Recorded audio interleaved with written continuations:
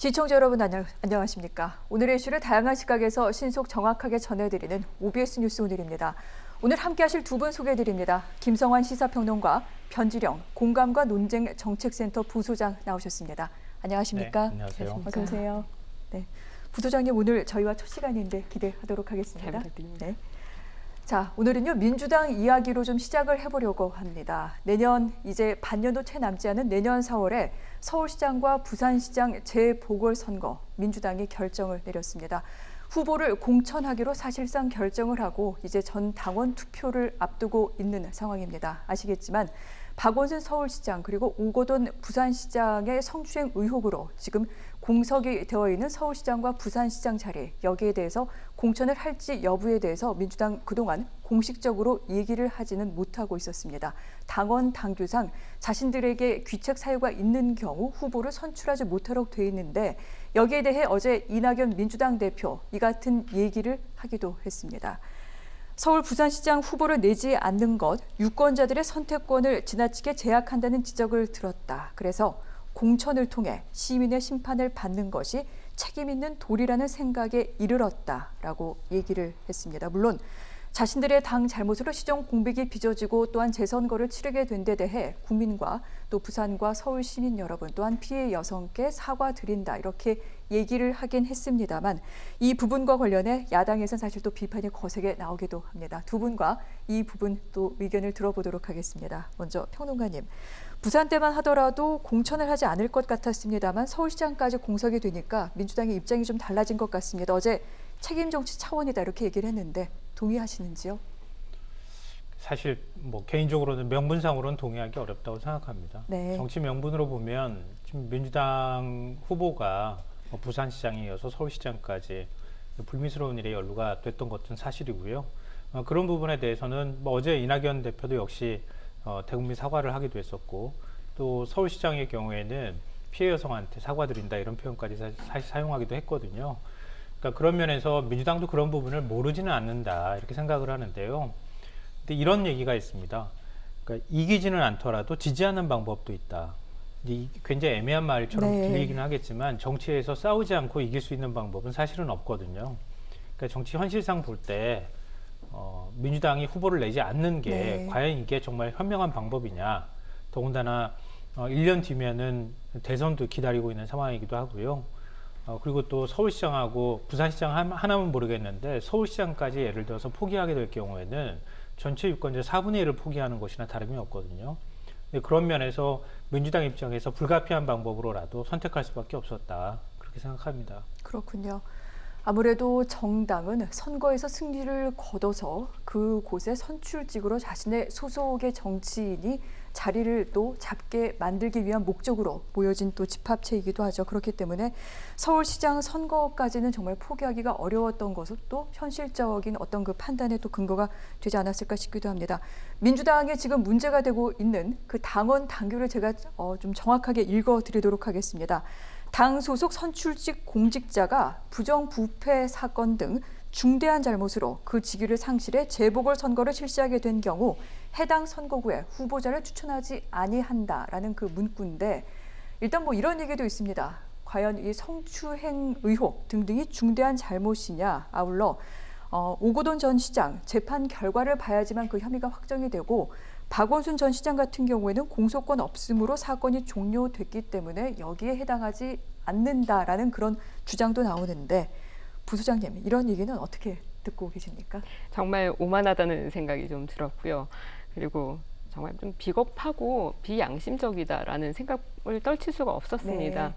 사실 어제 이낙연 대표의 그 사과 말씀을 듣는데 이전에는 피해 호소인이라고 지칭을 하다가 어제는 피해 여성분께 사죄를 드린다 이런 말씀 하셨는데 오늘도 민주당이 이런 얘기를 들어보면은 과연 어제 이낙연 대표의 그 사과가 진정성이 있었느냐 단지 그냥 선거 매표 행위를 하기 위한 그냥 사죄가 아니었나 이런 생각이 들 정도로 조금 깜짝 놀랐어요. 사실 이게 중대한 잘못이 아닌데 사퇴를 했겠느냐 그런 생각이 들거든요. 네. 네, 뭐 중대한 잘못이 아닌데 그러면은 그 보궐선거를 할 이유가 없지 않습니까? 근데 보궐선거를 한다는 거는 중대한 잘못이 귀책 사유가 민주당에 있기 때문에 이런 선거가 열리게 된다 그렇게 생각합니다. 네, 뭐 이같이 제가 말씀드린 내용은 뭐 민주당의 공식적인 이야기는 아니고요. 주변에서 간간히 흘러나온 얘기 가운데 이런 부분을 어떻게 봐야 될지를 여쭤봤고 사실은 이 부분에 대해서도 인정을 하기 때문에 지도부에서는 어떤 국민께 대한 사과와 함께 이제 정식적인 절차를 밟아 나가는 것으로 보입니다. 말씀드렸지만 이 부분 결정을 내리기 위해서 전 당원들에게 온라인 투표를 통해 이 당원 개정에 대한 의견을 들을 예정이라고 합니다. 그런데 여기에 대해서도 좀 얘기가 나옵니다. 왜냐하면은 이건 정치적인 판단과 결정인데 왜 당원들에게 이 같은 책임을 넘기느냐라는 비판인데 실제로 국민의힘의 장제원 의원 같은 경우에 사고는 정치인들이 치고 수습은 당원들, 악역은 당원들의 몫이냐라고 그렇게 묻기도 했고요. 정의당의 정호진 수석 대변인은 책임 정치라는 말은 꺼내놓고 당원들을 동원해서 알리바이 총투표를 하고 있는 민주당의 모습 씁쓸하다라고 비판하기도 했습니다. 뭐 민주당 지도부가 사실 당원들에게 책임을 떠넘기고 있는 게 아니냐라는 얘기 뭐 여기저기서 사실은 나오기도 하는데 또 반면 이런 물음도 있습니다. 당의 주인은 당원이다. 그러니까 당원에게 의견을 물어보는 게 당연한 것 아니냐. 이런 얘기가 나오는데 부소장님께서는 어떻게 보십니까? 사실 이거 문재인 당원 깨고 네. 후보를 내보내겠다 이런 것 아닙니까? 사실 본인들이 정치 혁신을 하겠다고 만든 안을 본인들이 버리고 이렇게 나오시는 건데 사실 이낙연 대표 아까 제가 좀 네. 비겁하다, 비양심적이다 말씀드리기도 했습니다만 사정은 이해되지만 좀 원리 원칙을 조금 지켜야 되지 않았나. 그렇지 않다면은 조금 솔직하게 좀 말을 하는 게 좋지 않았겠느냐. 이건 약간 좀 눈 가리고 아웅한다는 생각이 드는데요. 차라리 16기 쳐서 죄송하다.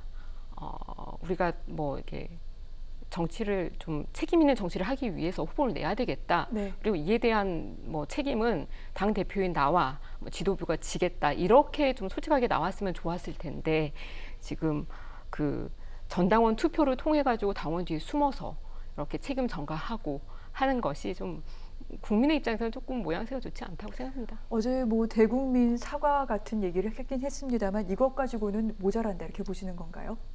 어떻습니까? 충분치 못하다는 생각이 좀 네. 듭니다. 알겠습니다. 이 당원들 뒤에 숨는 게 아니냐 이렇게 좀 애둘러서 말씀을 하신 것 같은데 아마 온라인 투표 등등을 통해서 당원을 개정하는 부분은 현재 이 당원은 그대로 놓고 여기에 아마 추가 조항을 달지 않겠느냐 이런 얘기가 많이 나오는 것 같습니다. 뭐 예외적인 상황에서는 뭐 전당원 투표를 거쳐서 뭐 후보로 공천할 수 있다 이 부분에 대해서 찬성하는지 또는 뭐 이렇게 개헌을 바꾸는 것을 당원을 바꾸는 것에 대해서 어떻게 생각하는지 이 정도 질의가 있지 않을까 싶은데.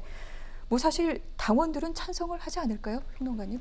글쎄요, 찬성을 한다 하더라도 몇 %가 찬성하는가 이것도 굉장히 중요할 것 같고요. 그렇군요. 그것도 굉장히 큰 상징성을 갖고 있기 때문에 네. 예를 들면 민주당 전당원 투표를 했는데 당원들의 한 40% 넘게 반대를 했다. 그러면 참 지도부 입장에서 고민스러울 네. 수밖에 없지 않겠습니까? 그만큼 비판과 반대 여론들이 있다는 거 하는 걸 보여주는 것이고요.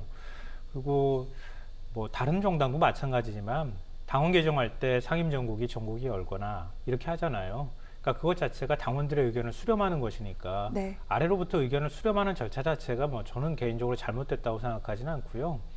그러니까 그렇게 수렴하는 절차와 과정들을 통해서 서로 소통하고 의견들을 하나로 모아가는 과정이 굉장히 중요하다고 생각합니다.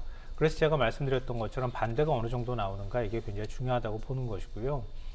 그렇게 했을 때 앞서 제가 말씀드렸던 것처럼 이기지는 않더라도 지지 않을 방법을 찾는 것이다 이렇게 말씀을 드렸던 것처럼 국민들이 동의하시는 건 또 다른 차원의 문제라고 생각합니다. 근데 최소한 자신들이 지지하는 자기 당원들마저 만약에 등을 돌린다 이건 굉장히 심각한 문제 아니겠습니까? 그러니까 최소한 어떤 방식으로든 선택한다 하더라도 그 당원들한테 동의를 이끌어내는 방식 그리고 당원들이 뭔가 이 정도면 동의할 수 있다고 하는 것 정도를 의견을 수렴하는 그런 절차들은 매우 중요하다고 생각합니다. 네. 이게 우리가 상향식 정치 얘기할 때 흔히들 하는 방식이기도 하잖아요. 그러니까 이번에 그래서 저는 전당원 투표를 했을 때 예를 들면 압도적으로 만약에 당원들이 그렇게 지지를 한다. 그러면 과연 민주당이 당내 민주성이 있는 것인가? 이런 질문을 또 받지 않을까? 그런 생각도 한편으로 들어요. 그러니까 어찌 보면 민주주의라는 게 좀 시끄럽다고도 얘기하잖아요. 당내에서 좀 와글와글하기도 하고요. 당원들 사이에서 좀 찬반 여론도 있기도 하고 그럼에도 불구하고 서로 간의 결과에 승복하는 이런 네. 방식을 만들어가는 것은 민주적 절차에 있어서 저는 굉장히 중요한 의미를 갖는다고 생각합니다. 네. 그러니까 그걸 그냥 지도부가 던져놓고 당원들이 형식적으로 거기에 따를 것이다 이렇게 전제하는 것은 좀 그게 오히려 더 하향식에 가까운 방식이 아닐까 싶어요. 그러니까 이번에 민주당 당원이신 분들은 정말 심사숙고해서 비판적 여론을 갖고 계신 분들은 거기에 따른 소신 투표를 해주셔도 괜찮겠다. 그게 오히려 민주당이 앞으로 선거를 치르거나 이런 방식에 있어서 네. 밑거름이 될 수 있을 거라고 저는 생각합니다. 지난번 총선 때도 비례정당을 만드는 문제에 대해서 민주당이 사실은 전 당원 투표를 진행한 바가 있기도 한데 그때도 사실 당원들의 어떤 그 찬성률이 상당히 높았던 기억이 나기도 합니다. 이번 결과 이 주말 사이에 진행이 되기 때문에 저희가 월요일 뉴스 오늘 시간에 다루게 될 것 같은데 어떠한 또 지지를 얻어서 당원을 어떠한 내용으로 개정하게 될지 다음 주에 다시 한번 이 문제는 짚어드리도록 하겠습니다.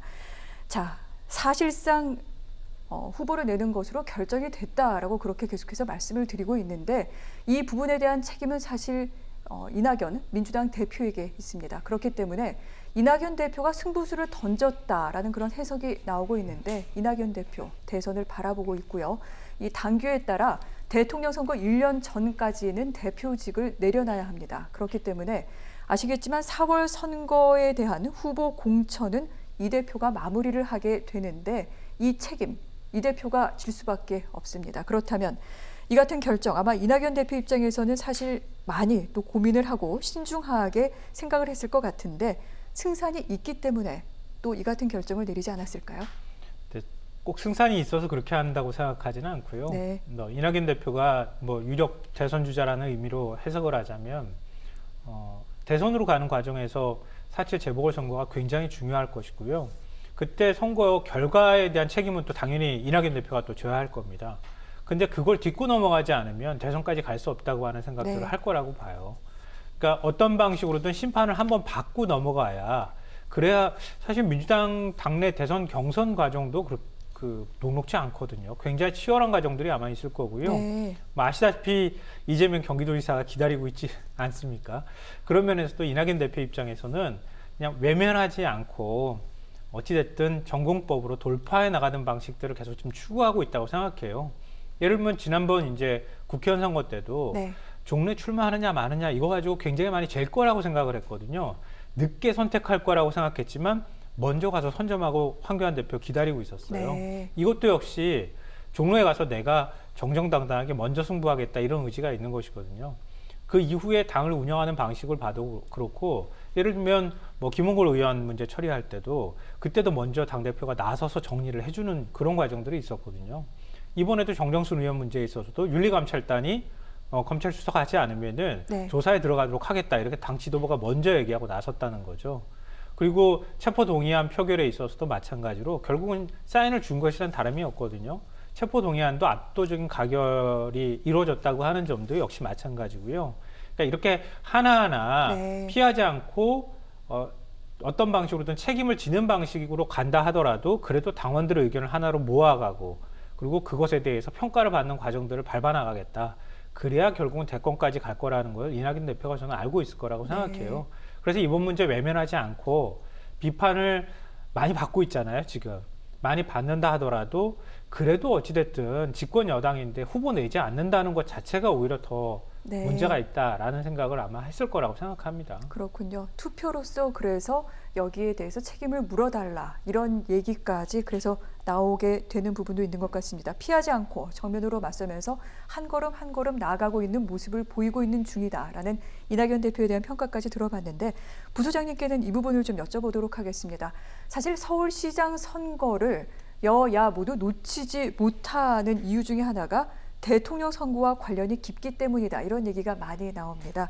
특히 내년 같은 경우에는 바로 대선 1년 직전에 열리기 때문에 더욱더 놓치서는 안 되는 그런 포인트이기도 한데 서울시장과 대통령 선거 정말로 연관이 깊습니까? 부소장님? 매우 연관이 깊지요. 네. 그 서울시장이 누구냐에 따라서 진짜 수도권의 그 대선 기류나 네. 전국적인 대선 기류를 좀 판단할 수 있는 그런 바로미터가 아닌가라는 생각을 많이 하고 있기 때문에 그래서 여당이든 야당이든 내년 4월 선거에 목숨을 걸고 네. 이 총력전을 펼칠 수뿐이 없는 상황이거든요. 다만 사실 이게 민주당 귀책 사유로 개최되는 이제 보궐선거이기 때문에 네. 야당에 조금 유리할 수도 있기는 한데 사실 뭐 명분이 조금 어긋나면 국민들께서는 반드시 심판을 하시더라고요. 그럼에도 불구하고 민주당 쪽에서는 굉장히 선거 잘하시는 분들이 판을 잘 까시더라고요. 게다가 네. 지금 서울시를 보면은 국회의원, 뭐 구청장, 시의원들 모두 민주당이 다 장악하고 있거든요. 그런 측면에서 보면은 사실 국민의힘은 후보는 지금 좀 많이 계신 걸로 드러나고 있긴 한데 네. 좀 파급력 있고 좀 인지도가 있으신 분들이 당 내에는 계시지 않거든요. 그래서 이 대선까지 잡기 위해서는 조금 뭐 어제 그 국민의당 네. 경선준비위 국민의힘 경선준비. 네. 경선준비위에서 100% 국민 경선을 할 것을 약간 시사를 하긴 했는데 네. 이 말은 내부에서 이제 좀 그 핵심적인 후보를 낼 수가 없기 때문에 좀 제3지대에는 좀 히스팅보트를 좀 하려고 좀 시동을 거는 게 아닌가. 그 정도로 서울시장 보궐선거는 매우 중요하다. 네. 말씀드립니다. 대권으로 가는 가도에서 서울시장 자리를 잡아야만 한다. 그러기 위해서 지금 국민의힘에서는 외부에서 후보를 영입해오기 위한 그런 전략까지 지금 고려하고 있다. 이렇게까지 얘기를 해주셨습니다.